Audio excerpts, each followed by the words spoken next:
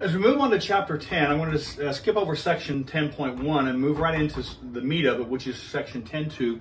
This talks about something called parametric equations. Parametric equations are particularly useful in physics, in particular in dynamics, in working with projectiles, and in many other settings. Parametric equations offer a more supple, more maneuverable way to represent the graphs and the relationships between variables.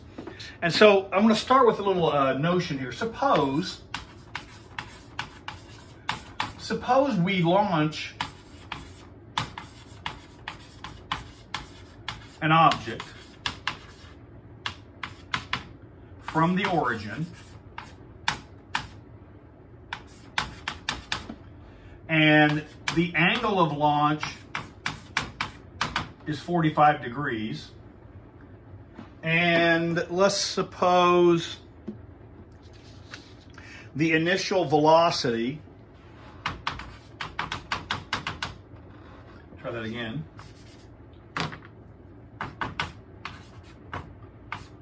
Well, initial velocity, let's just do this, physics people. The initial velocity is given by 48 feet per second. It can be shown, now, when I say it can be shown, in order to get from here to there, it turns out what you need is some work that you're going to be doing in Calculus 3.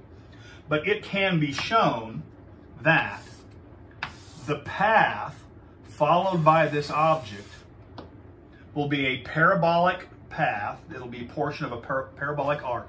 We're making idealized assumptions, simplifying assumptions. No wind resistance, no curvature, no everything. The only force operating on the object is gravity. And so if we launch that object, the path will be given by, it can be shown, this path is given by the parabola. F of x is equal to, I worked this out here the other day, it's negative x squared over 72 plus x. This parabola defines the arc that this object will traverse, the path. Now, this is, to be able to find this is quite an achievement, but the only thing this gives us is the set of points that the object occupied. There are still some other items of interest. For example, let's pick a point on this curve. Suppose I pick this point.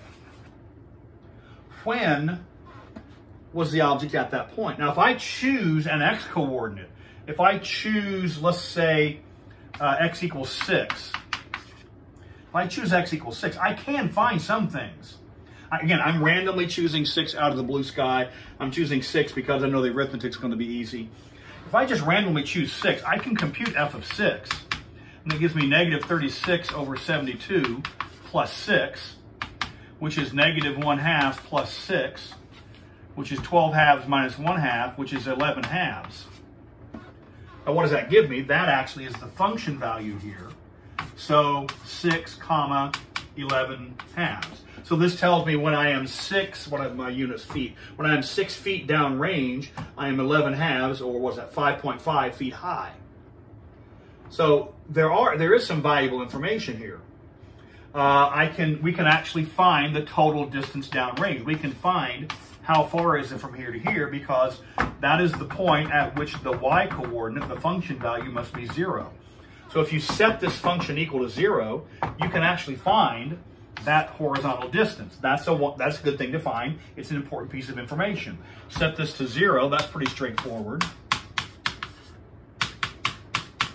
We'll factor out, let's see what we're going to do here. Let's factor out the x. Let's do this first. Multiply both sides of the equation by 72 to clear the fraction. So if I do that, I get negative x squared plus 72x is equal to 0. And now factor out the x. You're left with negative x plus 72 is equal to 0. Set those to 0. We get 0 and 72. X equals 0 is the launch. x equals 72 is the impact. The equation doesn't know which one you're talking about. All this is going to give you are all the x coordinates where the function value is equal to 0. Well, that's one here and that's one here. So the point is that distance can be found. But what this structure cannot tell us is, for example, what was the duration of the flight? How long did it take to get from here to here? At the point 6, 11 halves, when was the object that high above? When did this point occur? If I launch, let's suppose I launch a missile in this direction, and I launch another missile to intercept it. Well, one thing you want to make sure to have is the two paths need to cross at the same point. But that's not enough. I need to know when this object was at that point and when this object is at that point, because if they are at different points in time, that means they do not impact. And so those kinds of questions cannot be answered using just this construct. However, if we change over to something called parametric equations, that process can be done. It can be shown. So first off, what are parametric equations?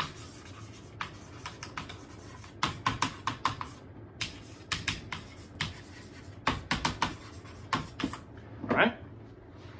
Parametric equations are this. If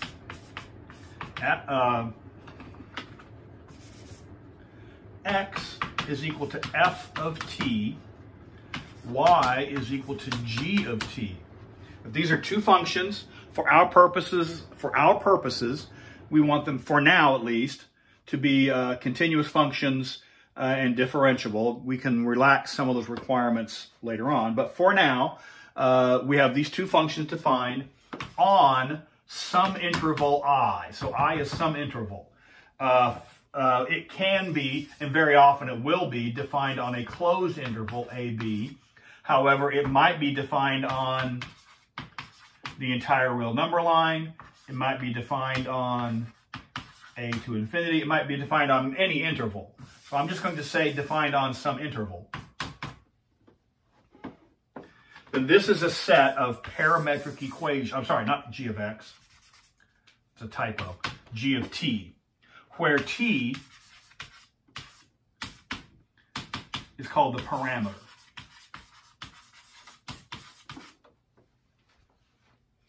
And the idea is this. Let me erase some of this work here. We have a new kind of function. Usually when we think of domain and range, or when we think of functions, we think of the domain as the x-axis and the range are the y-axis values. And so you're given x, you produce y, right? This is given, this is independent. So if I choose x to be 2 and y to be 4, then I have 2, 4.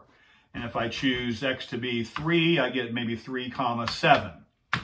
But one thing I'm not allowed to do for a function, if I choose 2 here, I'm not also allowed to get 5. 2, 4 and 2, 5 are not allowed because if I would require this to be a function.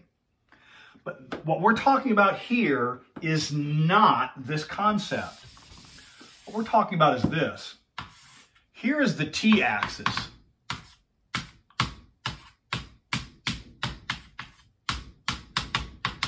So this is the t-axis.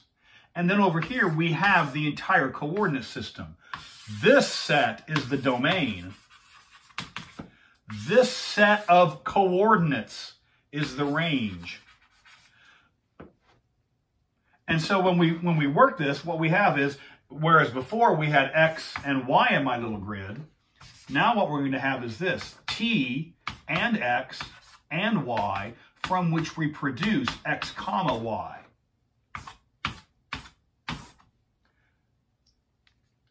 And so if I'm given, say, suppose I'm given t number 1, then I compute f of t1. That's going to be a number. I compute y of t number 1.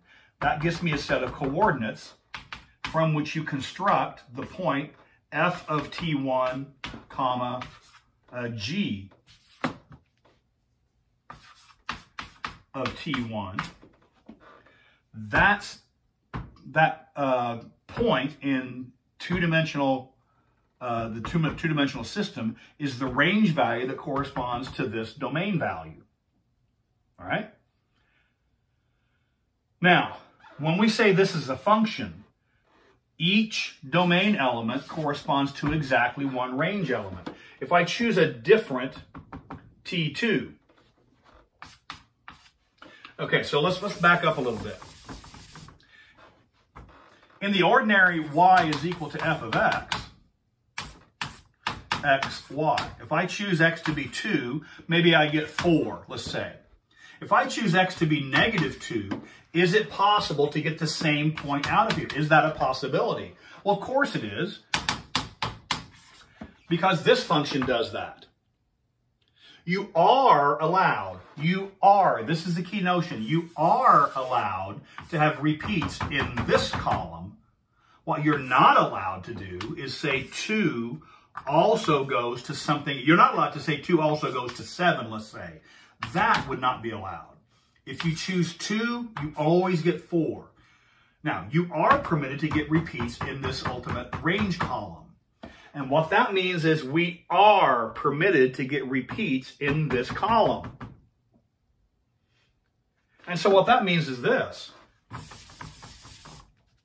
It's possible that when I have x is equal to f of t, y is equal to g of t.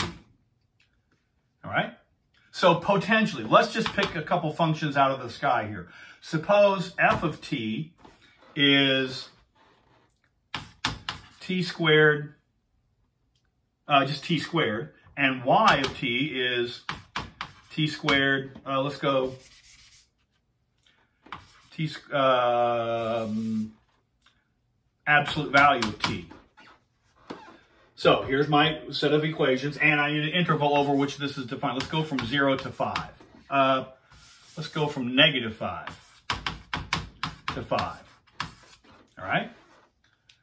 So what that means is, let's plot a few points here. If I choose t, x, y, from which I get x comma y. Come on, now, you got to think with me. If I choose t to be 0, then that's 0, and so 0 comma 0.